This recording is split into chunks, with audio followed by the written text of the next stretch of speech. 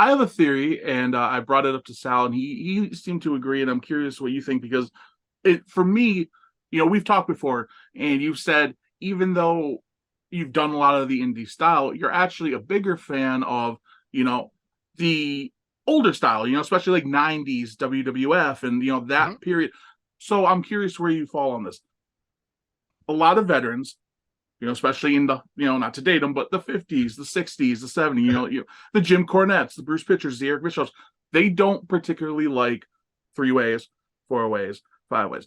But I have a theory that that's almost 99% in age in a generation gap because as a fan and as people who have, it's been around for what, 20 years now, 25 years now, they've been a very common thing. People grow up and now fans love it, and I think it's less to do that it doesn't have a story, but it's a different kind of story, and you have to work around it differently. I think that as someone that does like, actually a lot more old school, simple TV style wrestling, I just think there's absolutely a place for that other kind. Personally, as a wrestler, I hate being in a three-way, and I bet Sal brought it up, I bet he would tell you the same thing. Being in a triple threat or a three-way dance, or It's harder. it's the worst. It sucks, but it does automatically create a new story.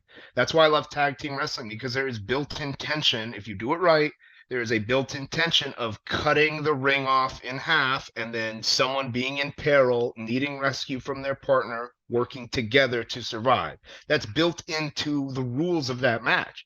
And then because of the way a three-way dance or whatever may work, there's new built-in ways to tell a story.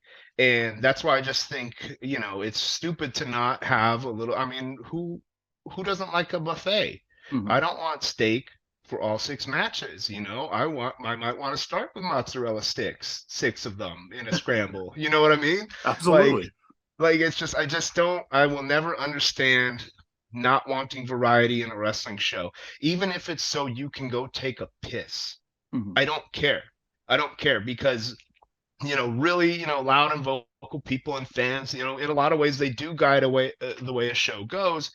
And so, hey, I would rather you go take a piss and go sit out there and boo or shit on a match just because it's not the kind of style you like. Go ahead, go get some popcorn, go get some snacks. It does that's better.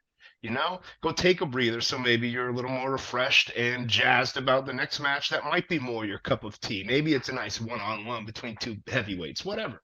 You know, it's just there is room for everything on every card. If you've got more than one match on a show, guess what? There's room for more than one style. That's a great way of putting it. And I think another point that Sal brought up, which I hadn't really considered, but we do live in the social media and TikTok generation where attention spans aren't quite what they used to be, right? So the benefit of a triple threat match, a four-way, a five-way, a six-way, for most of it, if not all of it, there's action, boom, boom, boom. And again, that has its pluses and drawbacks, especially for the talent involved. But if you have it on the card, you're likely to keep people's attention with it.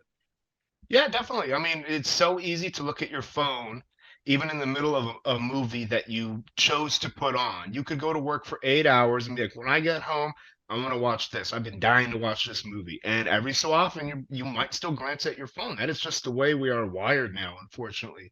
And so, a longer match that may not have as much eye-catching stuff, you might end up looking at your phone or looking at the program, and there's nothing wrong with that.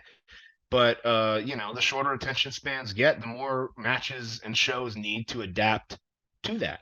And I think you can adapt to an extent and then still guide them the way you want. You're still in control of your audience if you're doing things right and appealing to them on not 90% of the levels. You can still guide them where you want to go. Meet them halfway and then try to guide them the rest. So yeah, I think quick, hype, explosive matches, those are important nowadays, especially nowadays when people's brain works in highlight reels because of the way TikTok and Vine and everything's been over the past 10 years.